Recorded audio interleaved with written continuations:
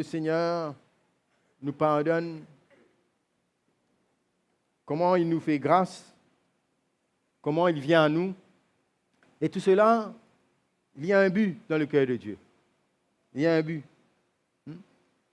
Ésaïe 55 nous dit que comment que le méchant abandonne ses voies. L'homme d'iniquité, ses pensées, et qu'il revienne à l'Éternel, à notre Dieu qui ne se lasse pas de pardonner. Amen. Qu'il revienne à notre Dieu qui ne se lasse pas de pardonner. Il dit que les méchants abandonnent ses voies. Pourquoi? Parce que ce n'est pas juste que Dieu nous pardonne, mais parce qu'il a envie des choses pour nous. Il ne fait pas que nous pardonner et nous laisser là. Mais il nous empresse, il nous supplie. Il y a une urgence à recevoir ce pardon et ce pardon va nous mettre sur le chemin. Et ce soir, on va voir un peu comment Dieu a un but pour nous. Le but de Dieu, c'est que nous puissions nous approcher de lui pour une plus grande relation avec le Seigneur. Quand Dieu nous pardonne, nous devons avoir cela en vue. C'est qu'il ne nous pardonne pas et nous laisse là, très bien, maintenant on est en paix, mais il désire que nous puissions maintenant avoir une plus grande relation avec lui. Ça, c'est le cœur du Seigneur pour nous. Et là, nous voyons comment il nous a fait grâce. Et quand il nous pardonne, il brise tous nos liens, il brise toute condamnation. Et maintenant, la voie est libre pour nous. La voie est libre pour que, après que nous avions reçu le pardon, la rédemption, le rachat, il nous a rachetés, maintenant nous sommes à lui, mais il a quelque chose maintenant en vue. Il veut que nous puissions développer cette relation. La relation avec le Seigneur. Et pour cela, il y a une marche, il y a une œuvre de l'Esprit de Dieu, il y a un renoncement à soi-même, il y a une croix, il y a une vie. On ne peut pas simplement rester là où nous sommes, accepter le pardon et ne pas désirer cette relation. C'est important, c'est le cœur du Seigneur pour nous, cela. Avoir cette relation. Dieu désire cela. Plus que toutes les bénédictions que nous avons reçues, plus que toutes ces interventions, il veut nous. Il veut notre cœur. Il veut que nous puissions communier avec lui et développer une relation avec lui. C'est ça, son cœur, et c'est ça qui va nous emmener à être bien. C'est ça qui va nous emmener à porter des fruits. Parce que sans lui, nous ne pouvons rien faire. Nous ne pouvons pas rester juste que des sujets graciés, pardonnés, et c'est tout. Mais Dieu désire plus. Dieu désire plus. Il désire que nous puissions le connaître. C'est merveilleux, ça, de le connaître. Il désire que nous puissions nous approcher. Il y a des démarches en nous. Il y a la vie de l'esprit. Il y a la motivation, le cœur de Dieu qui nous pousse. Et nous ne pouvons pas rester seulement sur cette position de nous sommes pardonnés, c'est tout. Non. Il y a quelque chose de plus que nous ne pouvons pas passer à côté. Et Dieu a sa façon à lui de nous emmener. Si nous voyons dans ce verset de Ésaïe 55, nous voyons qu'après que Dieu nous parle de son pardon, il y a quelque chose qui vient après, que nous devons réaliser le but et le cœur de Dieu. Il nous dit, Ésaïe 55, le verset 7, nous dit que le méchant abandonne sa voie et l'homme d'iniquité ses pensées, qu'il retourne à l'Éternel qui aura pitié de lui, sa compassion, à notre Dieu qui ne se lasse pas de pardonner, car mes pensées ne sont pas vos pensées, et vos voies ne sont pas mes voies, dit l'Éternel. Autant les cieux sont élevés au-dessus de la terre, autant mes voies sont élevées au-dessus de vos voies, et mes pensées au-dessus de vos pensées. Et alors, le verset 10. Comme la pluie et la neige descendent des cieux, et n'y retournent pas, sans avoir arrosé et fécondé la terre et fait germer les plantes. Le don de Dieu, son pardon, sa grâce, en Jésus-Christ, Maintenant, ça vient arroser notre vie. Hein? Et n'y retourne pas sans avoir arrosé et fécondé la terre et fait germer les plantes. Et du pain à celui qui mange. Ainsi en est-il de ma parole qui sort de ma bouche. Elle ne retourne point à moi sans effet, sans avoir exécuté ma volonté et accompli mes desseins. Nous voyons le but. Quand il dit au méchant d'abandonner sa voie, l'homme d'iniquité ses pensées, qu'il retourne à l'Éternel, qu'il pardonne parce que ses pensées, dans son cœur, dans son plan, ses desseins, il a une volonté. C'est de nous emmener en relation avec lui. Alléluia. C'est de nous emmener, il brise, il décide de pardonner, prendre tous nos péchés, effacer, nous a rachetés, tout cela parce qu'il nous aime et qu'il veut nous avoir avec lui. Et cette parole ne doit pas tomber à terre, ne doit pas tomber, cette pluie, ce que Dieu arrose, cette parole ne doit pas tomber dans notre vie sans que ça produise son fruit. Et que cela emmène une relation avec lui. Hein? C'est important. C'est important pour nous de réaliser que toute cette intervention de Dieu dans notre vie, vous savez, quand Jésus a pardonné cette femme pécheresse, il a dit, mais voilà, va, et ne pêche plus. Pourquoi? Jésus voulait l'avoir avec lui. Jésus voulait remplir son cœur de cette vide, là où elle a cherché la paix, le repos, où elle a cherché le plaisir, cherché toutes choses mondaines, charnelles, dans le péché, qui n'auraient jamais satisfait. Jésus voulait lui donner le vivre, lui-même, sa présence. C'est cette relation que nous avons besoin. C'est cette relation qui va nous affermir face à la tentation, face au plan de l'ennemi, face à tout ce que ce monde peut offrir. Dans la foi, dans notre relation avec le Seigneur, enracinés en Jésus, nous allons être affermis. C'est pourquoi nous avons besoin de désirer cela. L'apôtre Paul, quand le Seigneur a touché sa vie, et là, il nous parle comment, pour lui, il veut connaître Christ. Il veut connaître la puissance de sa résurrection, la communion de ses souffrances, en devenant conforme à lui dans sa mort, pour parvenir, s'il peut, à la résurrection des morts. Philippiens 3,10. Il dit, afin de connaître Christ. Le Seigneur lui a pardonné. Lui qui a persécuté l'Église. Lui qui a fait beaucoup de mal. Mais le Seigneur l'avait choisi. Et maintenant, cet homme, il désire connaître Christ. Pourtant, le Seigneur est apparu, lui a parlé, a commencé à l'utiliser. Et dans cette épître aux Philippiens, il parle de cette soif de le connaître, de communion avec lui, de devenir conforme à lui. C'est ça qui doit nous animer, ça qui doit animer les chrétiens. Non? Est-ce que nous nous contentons simplement, Jésus nous a touchés, nous a bénis, nous a pardonnés, et puis c'est tout? Dieu veut créer une soif dans notre cœur, dans notre vraie relation, une vraie relation avec lui. Et on ne vient pas simplement visiter le Seigneur et de temps en temps lui dire merci et puis c'est tout, mais il veut nous avoir entiers, notre vie entière. Ça, c'est la vie chrétienne. Alléluia. Et donc, il y a une approche. Le Seigneur désire que nous puissions nous approcher. Si nous voyons dans l'épître de Jacques, au chapitre 4, le verset 8, Jacques s'adresse aux chrétiens et il dit, « Approchez-vous de Dieu et il s'approchera de vous. Nettoyez vos mains, pécheurs, purifiez vos cœurs, hommes irrésolus. » Le verset 9, « Sentez votre misère, soyez dans le deuil et dans les larmes, et que votre rire se songe en deuil et votre joie en tristesse. » Ce n'était pas suffisant pour ces chrétiens d'avoir reçu le pardon, mais il s'adresse aux chrétiens pour leur dire, approchez-vous. Approchez-vous, les chrétiens. Vous allez d'accord avec moi, il n'écrit pas cet épître aux païens, là. N'est-ce pas? C'est écrit aux chrétiens, aux enfants de Dieu, à ceux qui sont sauvés. Et il dit, approchez-vous de Dieu.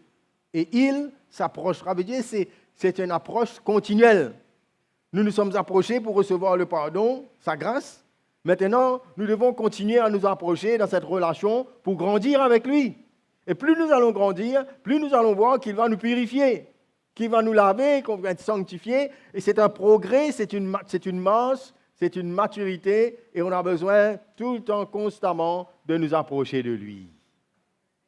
C'est une démarche qui doit interpeller notre vie. Qu'est-ce que nous faisons? Est-ce que nous sommes stagnants, nous reculons, ou est-ce que nous avons ce désir en nous de nous approcher de lui de jour en jour, pendant ce temps qu'il nous donne? Hein? C'est important et c'est cette approche, Jacques nous dit, et approchez-vous, hein, nettoyez vos mains, purifiez vos cœurs, hommes irrésolus. C'est-à-dire, il y a cette approche où nous ne sommes pas en train de fuir comme Adam, qui avait péché. Maintenant, nous avons reçu le pardon. On ne fuit pas le Seigneur maintenant, mais on ne peut pas aussi rester en place. On a besoin de nous approcher, d'être éveillés dans notre cœur, de désirer cette communion avec lui, parce que sans cela, on peut être un enfant de Dieu, mais on va être sec, parce qu'on a besoin d'être arrosé, d'être nourri chaque jour. C'est là où tout commence, là où nous voyons la place où la parole de Dieu a besoin, de notre vie de prière, notre relation, toutes ces choses viennent enchaîner les dents là. On ne peut pas se contenter simplement, mais là le Seigneur m'a pardonné, c'est tout. Non, il veut nous appeler avec lui. Il veut se servir de nous, il veut en même temps nous remplir de son esprit, nous remplir de sa révélation, de le connaître. Nous avons besoin de le connaître.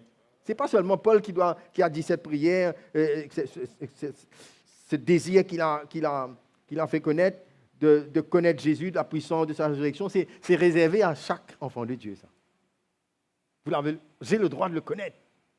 J'ai le droit de faire des expériences avec lui. J'ai le droit de l'entendre. J'ai le droit de le laisser me changer. J'ai le droit de le laisser me rassurer. J'ai le droit de partager la joie du Seigneur. Hein, sa vie, sa présence, cette communion, c'est fait pour nous, ça. Alléluia. Ce n'est pas le dimanche matin ou dans une réunion de maison, ça. C'est toute une vie, ça. Au milieu des épreuves, au milieu de tout cela, il y a une construction dans notre relation avec le Seigneur. Nous devons avoir ça en vue. Hein? Et là, dans ce chemin-là, il y aura beaucoup de choses que Dieu va demander. Quand nous réalisons que nous lui appartenons maintenant, hein, et que maintenant il dit, mais nettoyez vos mains. Hein? Et il y a comme une purification dedans. Sentez votre misère, soyez dans le deuil, dans les larmes, que votre rire se sent en deuil. C'est une attitude, ça. N'est-ce pas? On doit comprendre l'esprit dans lequel le frère est en train de parler là. Hein? Il dit, humiliez-vous devant le Seigneur et il vous élèvera. Son but, c'est de nous élever. Son but, c'est de nous emmener à la gloire. Son but, c'est de nous restaurer. C'est pourquoi l'attitude d'humilité, cette attitude de repentance, ça doit continuellement prendre notre cœur pour nous emmener à nous approcher devant le Seigneur. Parce que, vous savez, Jésus, un jour, il a lavé les pieds de ses disciples. Et quand il est arrivé autour de Pierre, Pierre a dit non. Jésus a dit, si je ne te lave pas, tu n'as pas part. Alors Pierre a dit, mais non, là, moi, la tête et les pieds et tout. Jésus lui dit, mais celui qui est purifié, lavé, il est déjà pur, n'est-ce pas? Il a besoin d'un petit bain de temps en temps. C'est vrai. On a besoin d'être sanctifié, oui ou non? On a besoin que le Seigneur nous dresse, nous sanctifie. On a besoin de chaque jour nous approcher de lui. Parce que ce monde est pollué, oui ou non? On vit au milieu de ce monde pollué. Et nous, on a notre chair qui est là. Il y a la tentation, il y a toutes ces choses. Mais quand on s'est approché de Dieu, ben, on se purifie. Le moins de conscience du péché, le moins de conscience qu'on s'est égaré, celui qui a ce cœur-là, il veut s'approcher. Il veut s'approcher du Seigneur et il veut être lavé. Il va être comme ces vierges sages, n'est-ce pas, qui sont éveillées, qui ont assez de lampes pour se garder, pour être prêts pour l'arrivée de l'époux. Cette attitude-là, n'est-ce pas? On ne se contente pas simplement, vous savez, les 5 vierges sages et les 5 vierges folles ont tous été pardonnés, dans le sens comme on voit. Ont tous été mis sur la route pour attendre l'époux. Mais la différence, c'est que ces vierges sages étaient en communion, étaient en état de grâce, étaient dans une situation où la vie de Dieu était en eux, était en elles. Et le Seigneur pouvait les reconnaître, non? Pouvait les reconnaître. Et c'est cette relation dont on parle. Approchez-vous, hein, et il s'approchera de vous. Hein. Lorsque nous nous approchons de Dieu comme cela, et qu'il y a ce cœur-là, il dit, mais voilà, il s'approchera de vous. C'est profond, ça. Il s'approchera de vous. C'est vrai qu'il s'est approché de nous quand il nous a pardonné et tout.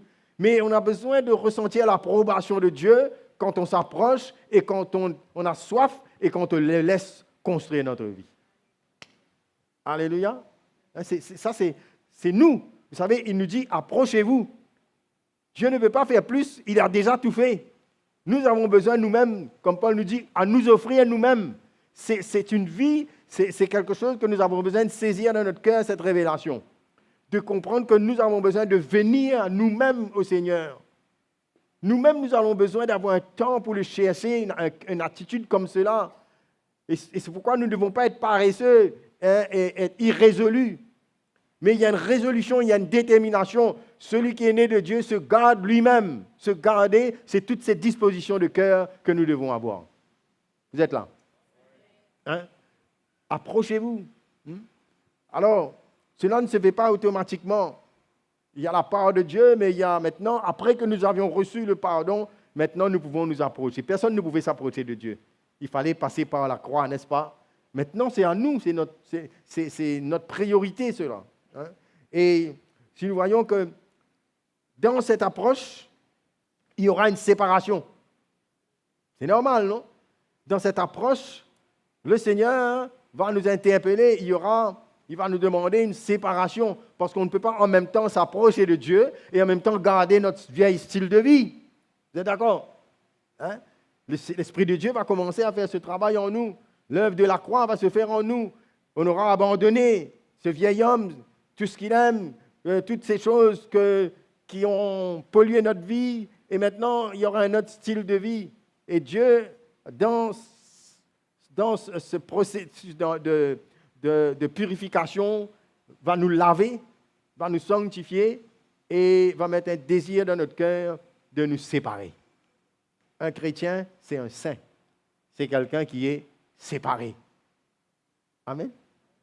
Il faut comprendre qu'on n'est pas de ce monde. On a reçu la grâce pour ne plus être pareil.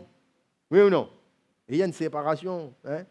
Et là, si nous voyons dans 2 Corinthiens, le chapitre 6, on va voir les derniers versets.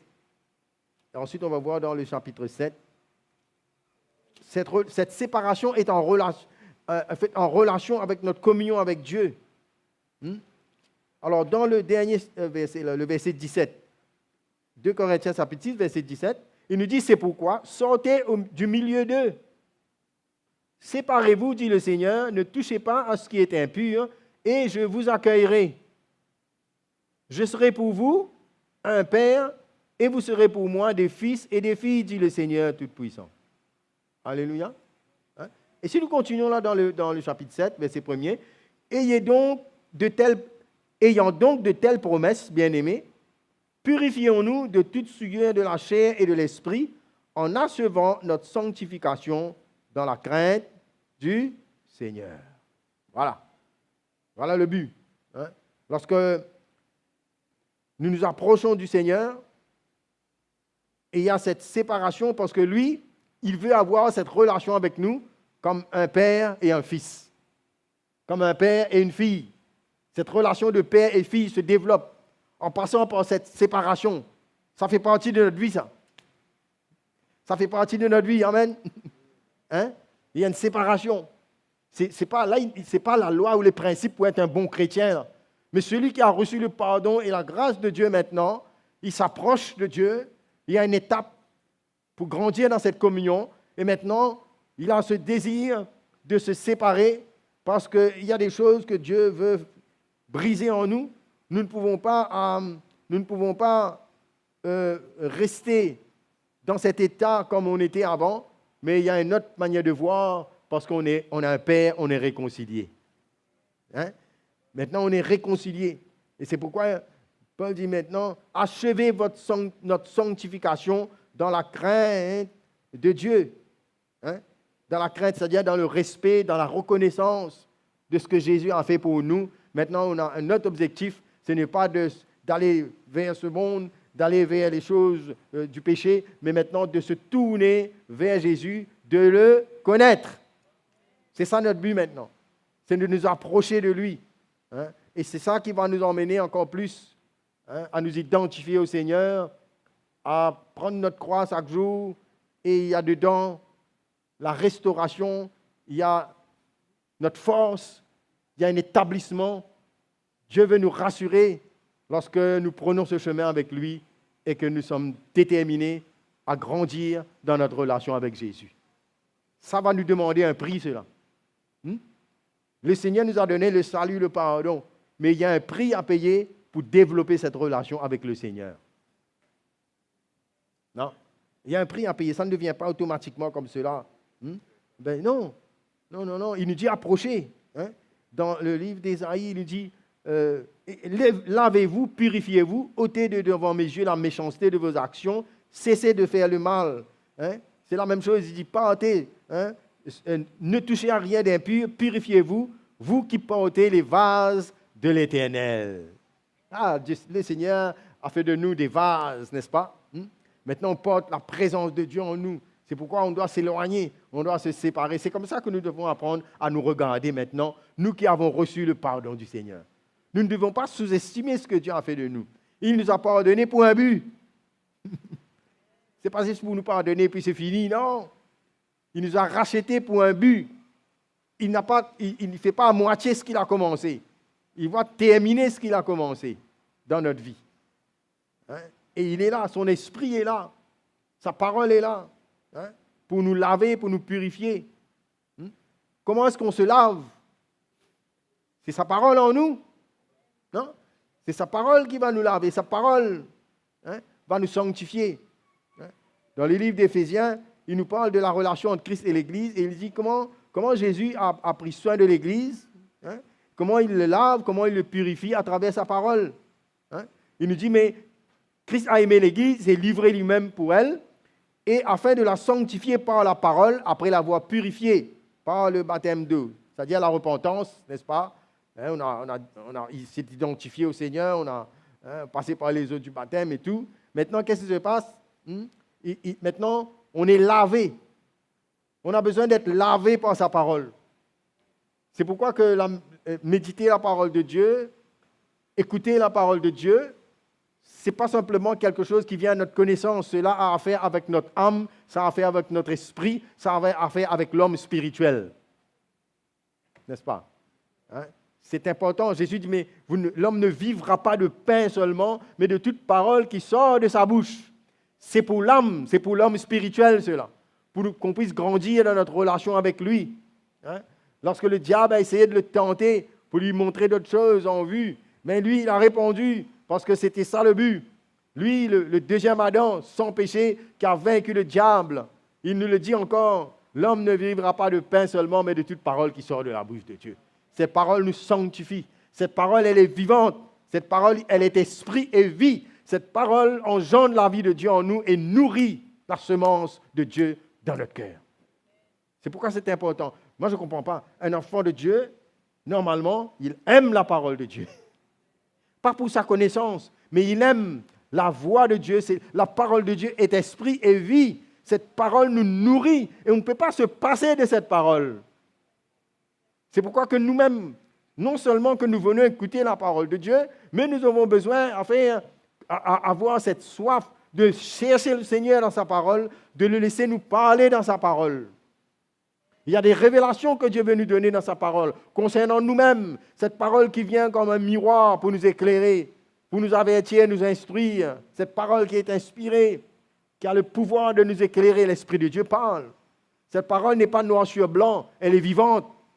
Elle engendre la vie, elle transforme, elle amène la repentance, elle attendrit notre cœur, elle nous purifie, elle nous lave, elle révèle notre état et elle nous donne aussi la solution. On a besoin, dans notre approche du Seigneur, d'être lavé. On doit prendre cela au sérieux, cela. de nous approcher du Seigneur. Ce n'est pas seulement, oui, non, on a reçu le pardon, mais qu'est-ce qu'on fait avec ça après? On se repentit, le Seigneur nous a fait grâce, et puis on disparaît. On dit merci Seigneur et on part, et puis on continue. Non. Il y a cette sanctification, il y a cette purification, où on prend un chemin pour grandir, pour être établi, pour être formé à l'image de Christ. L'homme ne vivra pas de pain seulement. Quand vous êtes à table et que vous vous nourrissez, vous prenez plaisir parce que ça va vous faire du bien, vous prenez toutes les vitamines, tout ce qu'il faut, parce que ça va faire grandir votre corps. Mais pensez un peu à votre âme, à cet homme spirituel qui a besoin d'être nourri, qui a reçu la grâce, qui a reçu le pardon, qui a été régénéré maintenant, qui est en relation avec Dieu, qui a besoin de grandir dans la connaissance de Christ. Ce n'est pas un exercice simplement. Prends ta Bible et lis, fais ta prière. Non, c'est l'enfant de Dieu qui a soif de Dieu, qui a soif de son Père. Il y a une relation entre Père et Fils. Il suffit de regarder à Jésus et de voir la relation qu'il avait avec son Père. Si nous voulons répondre à l'appel de Dieu, nous voulons devenir ce que Jésus veut pour nous, nous avons besoin de, premièrement, nous laver, purifier, nous approcher du Seigneur, avoir cette attitude d'humilité. Et cette parole, il est là pour nous convaincre. Et si jamais nous tombons, il nous montre la croix, le sang de Jésus qui nous lave et qui nous purifie de tout péché. Eh bien, dans ce chemin que nous prenons, quand nous approchons avec le Seigneur, nous allons ressentir nous-mêmes comment le Seigneur nous emmène maintenant à nous livrer à lui, à nous consacrer à lui. Trop de chrétiens, on se contente seulement du salut, du pardon, et on ne comprend pas cette place où Dieu nous attend, qui nous appartient, de nous consacrer à lui. Quand on parle de la consécration, on a une tendance religieuse à croire qu'il y a seulement des hommes que Dieu a placés et qu'eux, dans une bulle, ils se consacrent à Dieu, ils sont là-bas. Non. Mais nous sommes appelés à nous donner entièrement parce que Jésus veut habiter pleinement dans notre cœur. Nous sommes le temple du Saint-Esprit. Le Père, le Fils et le Saint-Esprit habitent dans notre cœur. On est le temple de Dieu. Alléluia. On est consacré. Le temple de Dieu est saint, oui ou non? Maintenant, on appartient au Seigneur. Nous transportons le Seigneur, sa présence en nous. Nous sommes ses ambassadeurs, chacun pour sa part, selon les fonctions que Dieu nous donne. Ces choses, on a besoin d'entendre ces choses. On a besoin que ces choses deviennent une réalité en nous. Et vous savez, notre foi va nous emmener à voir ces choses. Notre désir de connaître le Seigneur, cette relation que nous avons avec le Seigneur, va nous en montrer. Et Jésus va être réel et vivant pour nous. Qu'il te soit fait selon ta foi.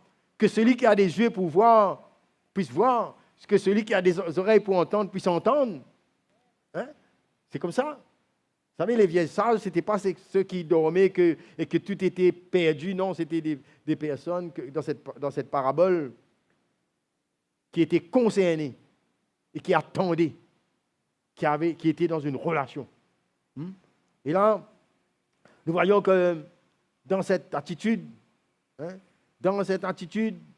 on se consacre. On laisse l'Esprit de Dieu nous conduire. Et là, comme Paul nous dit, on va revêtir cet homme nouveau. Vous savez, quand Adam a péché et qu'il a fui, il ne s'est pas approché de Dieu. C'est Dieu qui s'est approché pour le retirer de là. Et lui, il avait un autre moyen. Il a commencé à mettre ses vêtements de figues, n'est-ce pas, de figuier. Il a commencé à mettre un habit. Je ne sais pas si c'est là que le métier de tailleur a commencé, mais l'homme a commencé à s'habiller pour couvrir sa honte. OK? Mais maintenant, nous voyons que le Seigneur a promis quelque chose. Le Seigneur, la Bible nous dit dans la Genèse que Dieu a revêtu Adam et Ève de la peau d'un animal, n'est-ce pas? Il a dû avoir un sacrifice, du sang a été versé en préfiguration de Christ. Mais ce n'était pas un animal qui allait couvrir l'homme, parce que l'homme a été créé pour la gloire de Dieu. L'animal a été créé pour l'homme. L'animal ne pouvait pas. C'était juste une préfiguration du Fils de Dieu lui-même, celui qui n'a ni commencement ni fin, celui pour lequel nous avons été créés, que Dieu a dit, faisons l'homme à notre image, pas à l'image d'un animal. Et Dieu maintenant allait recouvrir l'homme. Il y a un revêtement que Dieu avait fini de prévoir depuis avant même la chute de l'homme. Et là maintenant, il a pris cet animal et a couvert l'homme pour couvrir sa honte. Mais Jésus-Christ est venu non seulement pour couvrir nos péchés, mais pour nous racheter et nous donner une nouvelle nature. Alléluia. Et maintenant, il nous dit, revêtez Christ. Regardez cela. Colossiens, le chapitre 3, au verset 10. Voilà où nous allons dans cette relation avec le Seigneur. Il nous parle, ayant revêtu l'homme nouveau qui se renouvelle dans la connaissance selon l'image de celui qu'il a créé. Vous savez que Dieu nous a fait une deuxième création maintenant. Adam a été créé, il a chuté. Maintenant, nous, en recevant Jésus-Christ, le deuxième Adam, nous sommes cette nouvelle création. Les choses anciennes sont passées, toutes choses sont devenues nouvelles. Et maintenant, sur cette terre, nous, l'Église du Seigneur, cette nouvelle création, nous avons besoin d'apprendre à revêtir Christ en nous. Ce n'est pas seulement le pardon. Mais maintenant, on a besoin de revêtir Jésus en nous. Il y a beaucoup de choses qui concernent ce vêtement, cette justice, cette couverture que Dieu nous a donnée. Nous sommes en lui, cachés en lui. Et dans le Romains, le chapitre 13, le verset 12, il nous dit ceci. La nuit est avancée, le jour approche. Dépouillons-nous donc des œuvres des ténèbres et revêtons les hommes de la lumière. La nuit est avancée, c'est-à-dire le temps est proche, non? La fin de toutes choses est proche maintenant. Et là, il nous dit, dépouillons-nous des œuvres des ténèbres. Cela nous parle encore de l'identification à la croix, nous mourir, cet vieil homme, la séparation, et de nous revêtir des hommes de la lumière. C'est un vêtement encore, ça. Toutes les choses que Dieu nous donne en Jésus-Christ. Et quelque part, l'apôtre Pierre parle d'un vêtement d'humilité. Quelque part aussi, Paul nous parle d'un vêtement de douceur, d'humilité, d'amour. Et dans Éphésiens 6, le verset 14, il nous parle de nous revêtir de la cuirasse de la justice. Tout cela nous parle de quoi? De quoi tout cela est en train de nous parler? De Jésus lui-même. Non? Différentes explications et révélations qui nous parlent de la vie de Christ en nous. Galates 3, Galates 3, verset 26 à 27. Il nous dit ici comment nous qui sommes baptisés, il dit, quand vous êtes tous fils de Dieu par la foi en Jésus-Christ. Mais qu'est-ce qui s'est passé alors? Il nous dit, vous tous qui avez été baptisés en Christ, vous avez revêtu Christ. C'est ça le vêtement que Dieu nous a donné. Pour qu'on soit dans une relation maintenant. Et quand le Père nous regarde, il nous regarde à travers son Fils Jésus-Christ.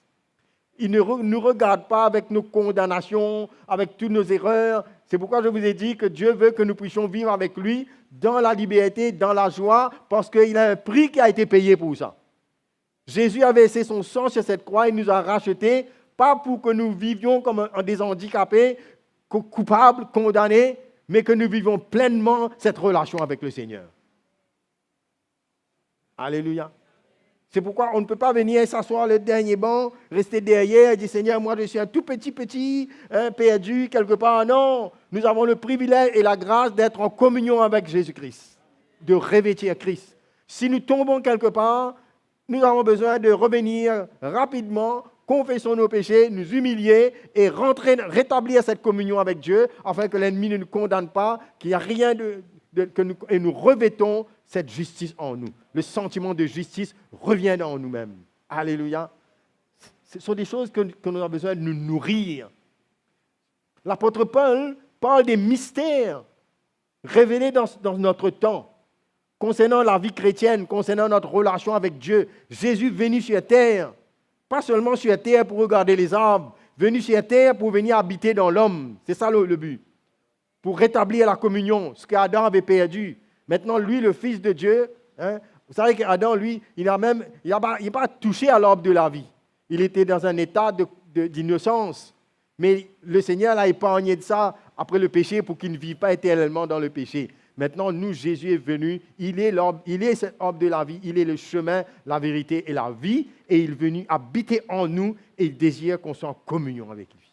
C'est merveilleux ça. Celui qui a le Fils a la vie. Alléluia. Et ce que nous serons, ce sera plus que Adam. Avec un corps glorieux maintenant. Maintenant que le Seigneur est venu, qu'il habite dans... Vous savez, Jésus, l'homme, cette créature que Dieu a créée là, c'est au-dessus de tout, même des anges, tout ça. Ce que Jésus a fait là. Jésus n'est pas mort pour un ange, des anges déchus, mais il est venu mourir pour l'homme qu'il a créé à son image. À l'homme, il a dit ça. Faisons l'homme à notre image. C'est pourquoi Jésus nous a aimés. Parce que quand Dieu nous a créé l'homme, il a aimé l'homme. Maintenant, l'amour que Jésus a pour nous, au point de descendre sur cette terre corrompue, maintenant, pour nous laver, nous pardonner, et il ne s'arrête pas là, il nous revêt maintenant de lui-même. Alléluia. Nous sommes une créature merveilleuse. Parce que maintenant, on revêt Christ. Ce vêtement de justice. On ne se justifie pas par nous-mêmes. On a la justice de Dieu en nous. Même le diable ne peut pas nous condamner. Toutes les pièges qu'il y a dans ce monde, rien ne peut nous séparer de son amour. Il suffit pour nous de nous séparer, de nous éloigner de toutes ces choses et de venir et de nous revêtir chaque jour, de le laisser nous émonder, de travailler notre vie. C'est ça notre préoccupation, c'est ça qui doit être réellement notre détermination. De revêtir Jésus-Christ, de le connaître, cette soif.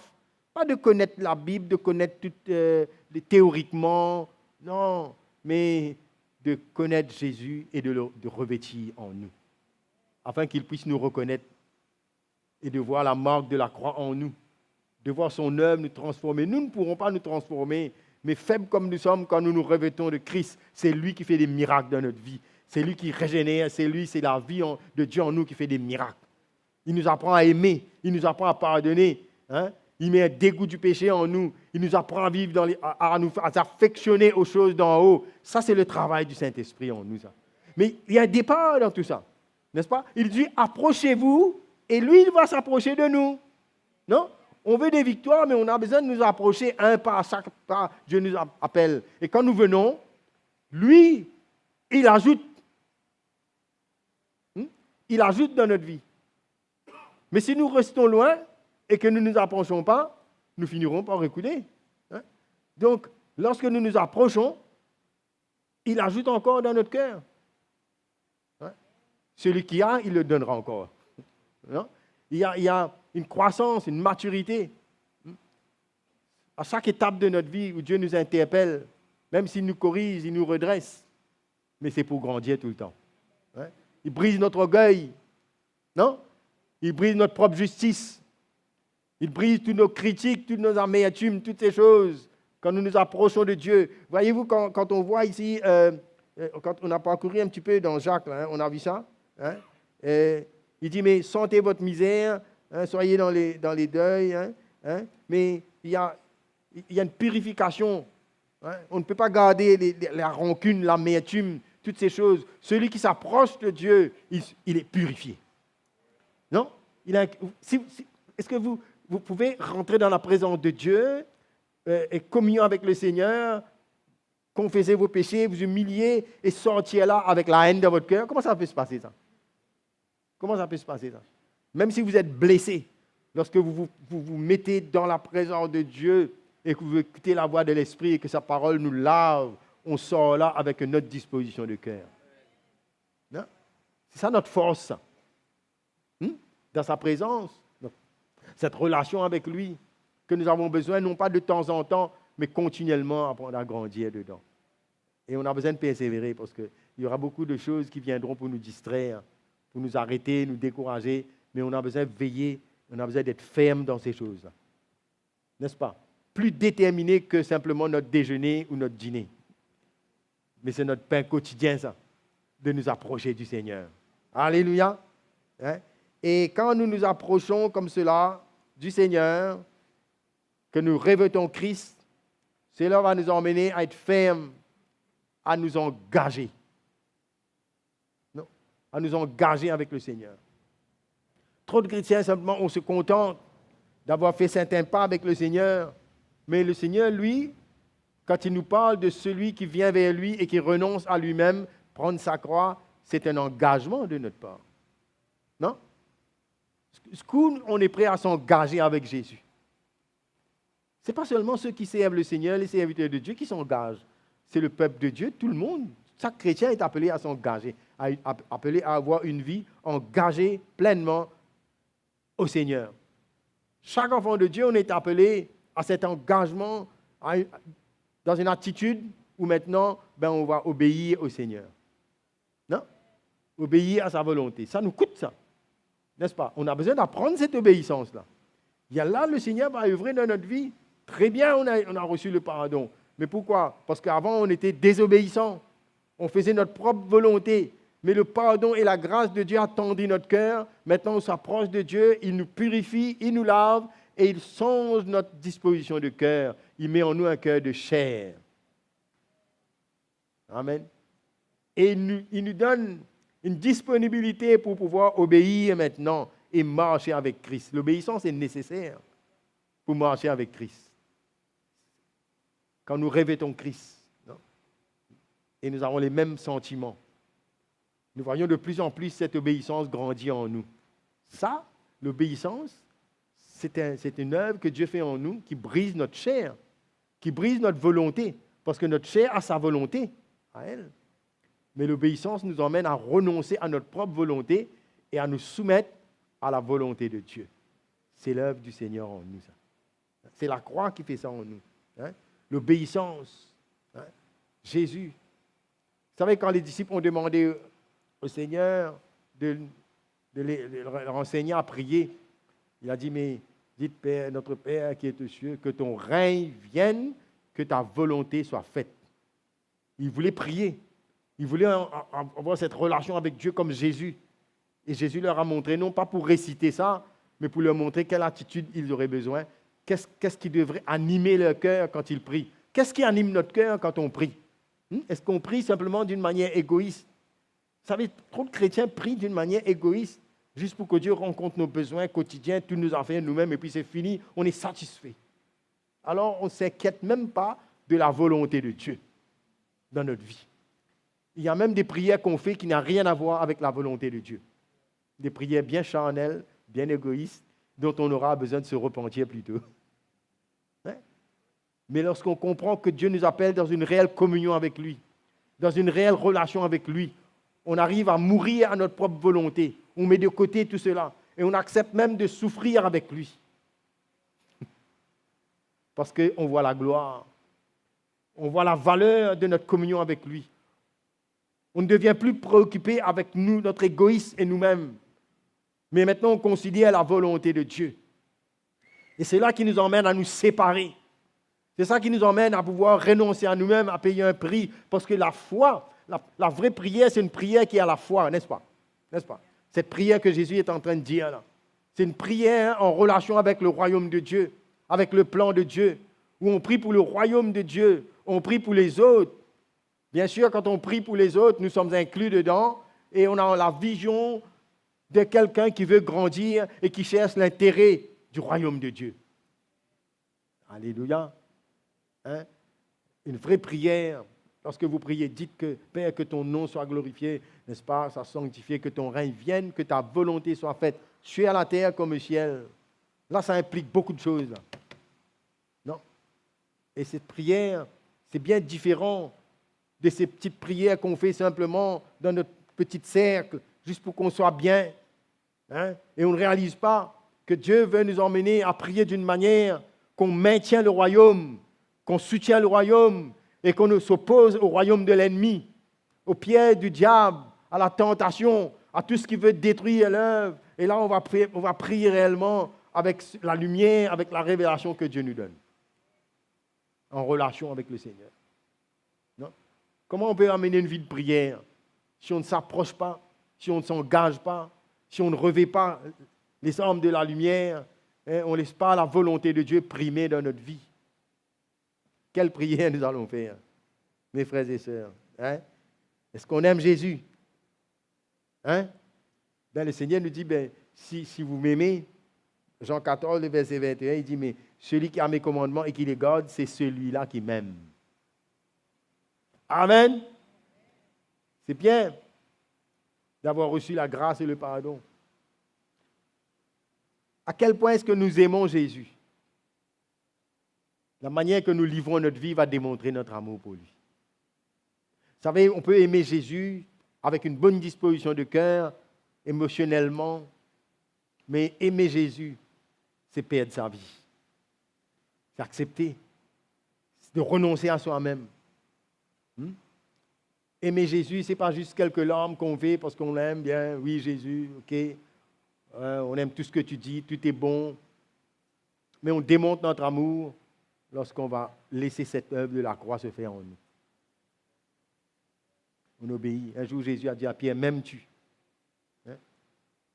Pierre, lui, dans son zèle, mais la troisième fois, il a commencé à réaliser. Il dit, Seigneur, mais tu sais toutes choses. Vous savez, Jésus sait quelle est notre limite.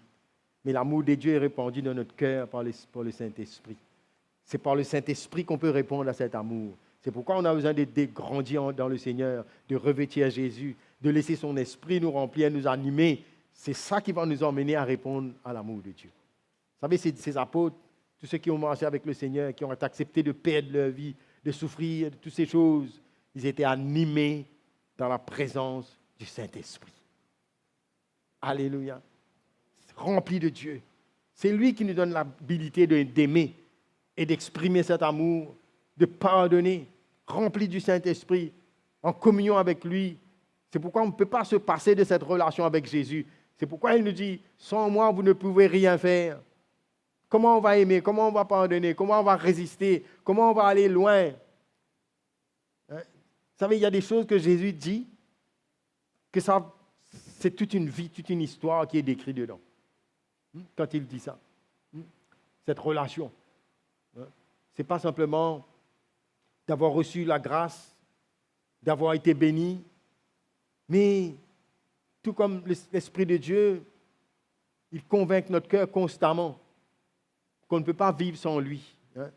Il y a une relation, il y a un affermissement, il y a un engagement, il y a un don de notre vie. Et ceux qui expérimentent cela, il y a une liberté, il y a une joie, même au milieu des épreuves. Comment quelqu'un peut être dans la joie? Comment quelqu'un peut arriver à tenir debout vis-à-vis de toutes sortes d'épreuves, de tests? Vous savez, Dieu, il regarde à notre cœur, il peut tester notre cœur. Mais si on se revêt de tout ce que Dieu nous donne et qu'on s'approche dans l'humilité, on laisse le Seigneur exposer notre vie, nous montrer. On se repent, on le laisse nous laver, on apprend. Petit à petit, on grandit, établit. Ce désir de le connaître grandit en nous-mêmes.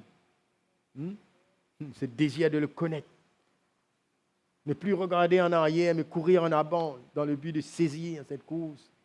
Aimer sa présence, lui parler, entendre sa voix, les laisser nous fortifier. Et quand on tombe, on vient devant lui-même. On n'a pas deux vies, on a une seule vie. Et le Seigneur nous prend là où nous sommes. Et il nous établit, il nous fortifie. Eh bien, on n'est pas surpris au jour où les choses viennent comme test, comme épreuve.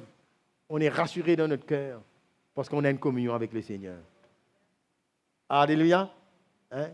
C'est ta relation avec le Seigneur. Tournez avec moi là. On va lire dans 1 Jean, le chapitre 4, versets 18 à 19, qui nous parle de quelque chose concernant cette relation. Dans le chapitre 4, verset 18, il nous dit « La crainte n'est pas dans l'amour, mais l'amour parfait bannit la crainte, car la crainte suppose un châtiment, et celui qui craint n'est pas parfait dans l'amour. » Mais nous, le Seigneur veut nous donner cette assurance dans son amour. Et le signe aussi que pour nous, quand nous sommes en relation avec le Seigneur, dans l'Église du Seigneur, c'est qu'on aime les frères. On aime l'Église. Alléluia. Je ne parle pas de bâtiment ou de communauté. Je parle des frères et des sœurs que Dieu nous a donnés. et on prie. Et on a un cœur pour les voir grandir aussi bien que nous. Amen. On cherche l'établissement du Seigneur. C'est comme ça, quand nous voyons Paul prier, quand nous voyons la prière de l'apôtre Paul, celui qui réellement a donné sa vie au Seigneur, a eu ce désir de s'approcher de Dieu. Et il fait une prière comme cela pour les Éphésiens. Dans le chapitre 3, il dit « Afin que le Seigneur vous donne, selon la richesse de sa gloire, d'être puissamment fortifié par son esprit dans l'homme intérieur. » Il nous parle de quoi là? Cet homme nouveau, non? Il prie pour les autres, il prie pour l'Église. Lui, il a eu cette soif, il a eu cette révélation, il prie pour les autres. Vous savez, ces prières vaut plus qu'on prie simplement pour la guérison ou qu'on prie pour que quelqu'un soit béni comme ça. Mais il est en train de prier des choses sérieuses pour le but pour lequel Dieu nous a appelés. Il prie comme cela. Il dit qu'il soit fortifié dans l'homme intérieur, en sorte, le verset 17, que Christ habite dans vos cœurs par la foi. Ça, c'est une prière, ça. Priez pour que... Mais ces chrétiens n'avaient pas Jésus en eux. Non? Mais il est en train de prier pour une révélation que les chrétiens puissent réaliser que Christ habite dans votre cœur et que non seulement cela soit une connaissance, mais qu'ils fassent l'expérience de Jésus vivant en eux, dans leur cœur par la foi. Ça, c'est une prière, ça. Et il dit maintenant, étant enraciné et fondé, enraciné dans le Seigneur et fondé dans son amour. Parce que l'amour édifie, non? On va construire ensemble. Il dit, afin que vous puissiez comprendre, qu'on puisse avoir l'habileté et la capacité de comprendre. Parce que pour comprendre ça, ce n'est pas dans la tête, ça. C'est une révélation qu'on a besoin. Et la prière de l'apôtre Paul, c'est que Dieu lui-même puisse intervenir, exaucer cette prière et emmener ça dans la vie de ses Éphésiens, emmener ça dans la vie des chrétiens, emmener ça dans nos vies, en sorte que Christ habite dans vos cœurs par la foi, étant enraciné et fondé dans l'amour, que vous puissiez comprendre avec tous les saints, c'est-à-dire pas nous tout seuls. Ce n'est pas une prière égoïste que toi tu peux comprendre, lui il peut comprendre, mais avec tous les saints ensemble, on puisse arriver à comprendre quelle est la largeur, la longueur, la profondeur et la hauteur et connaître l'amour de Christ. C'est une révélation qu'on a besoin. Qui surpasse toute connaissance. Et qu'on soit rempli, en sorte qu'on soit rempli jusqu'à toute la plénitude de Dieu. Bien sûr, on ne sera pas comme Dieu, mais on sera à l'image de Dieu. Cette plénitude-là ne nous parle pas qu'on sera comme lui, mais parce que Dieu, lui, il a des attributs qu'on ne peut pas comparer, bien sûr. Mais puisque nous, on est enfants de Dieu, on va être l'image de Dieu, il y a les choses de l'Esprit qu'on va refléter en nous. N'est-ce pas? Paul prie cela, afin que Christ puisse être vivant en nous, la connaissance de Christ. Cela va nous faire surmonter les choses de la chair, surmonter nos épreuves, surmonter toutes ces choses et grandir et arriver à être des hommes et des femmes mûrs pour pouvoir représenter le royaume de Dieu et servir le Seigneur. Alléluia. C'est la prière de Paul. Vous pouvez prier comme cela. Je ne vous demande pas d'aller réciter ça un par un comme ça, mais cette révélation de la connaissance de Christ. Vous voyez quelqu'un qui est en train de reculer, qui perd un peu les pédales, comme on dit, et vous l'exhortez. Mais je crois que cette prière de l'apôtre Paul, qui nous parle de cette relation avec le Seigneur, l'Église a besoin de prier comme cela. On a besoin de prier que Christ soit formé en nous, que Dieu illumine les yeux de nos cœurs, qu'il nous fortifie dans notre homme intérieur. Ça, c'est une prière qui doit constamment monter vers le Seigneur. Ça va changer le visage de l'Église. Oui, saturé de telles prières. Vous savez que Jésus intercède pour nous? Vous croyez qu'est-ce que Jésus demande pour nous? C'est qu'on s'approche de lui. C'est qu'il soit formé en nous. C'est que la volonté du Père puisse arriver à être accomplie dans notre vie. Alléluia. Je ne comprends pas pourquoi on est chrétien, pourquoi qu'est-ce qu'on est en train de chercher dans nos prières. Mais là, voilà la prière que Paul prie. Et vous allez voir que dans son épître aux Colossiens aussi, c'est la même chose. Non? Entendu parler de leur foi, et il est en train de prier que Christ soit formé, qu'on soit rempli de la connaissance de Christ, qu'on revêt Christ et qu'on soit rempli de son esprit et de la connaissance de Jésus-Christ. Alléluia. C'est ça qui va résoudre tous nos problèmes dans nos couples, nos enfants, l'Église, relations frères et sœurs et tout le reste. On peut tout ça mettre dans cette prière-là même, qu'on s'approche du Seigneur. Alléluia.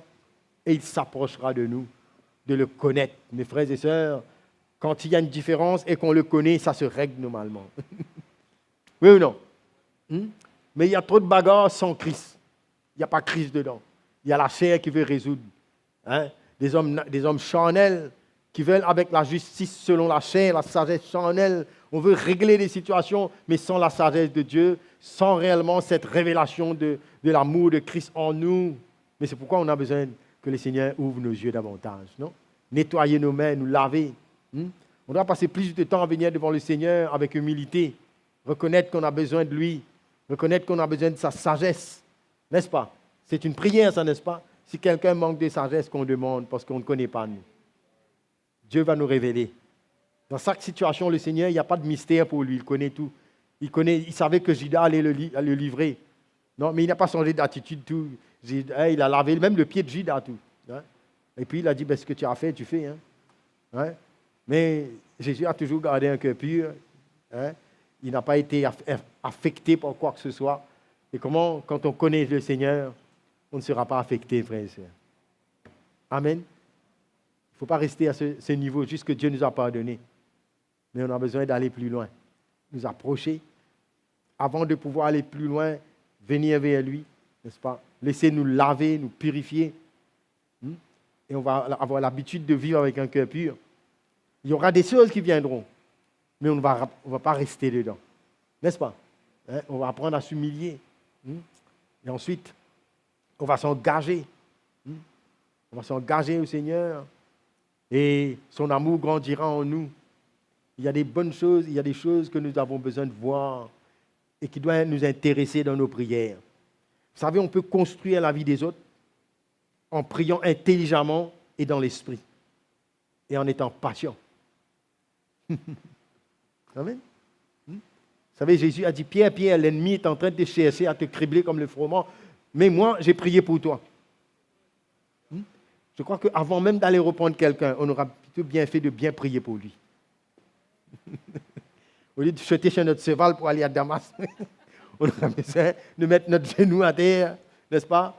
Pour apprendre à prier pour que la révélation vienne, pour qu'avant même on le touche, il aura fini d'être brisé à l'intérieur et il reçoit cette révélation, cette lumière et se repent.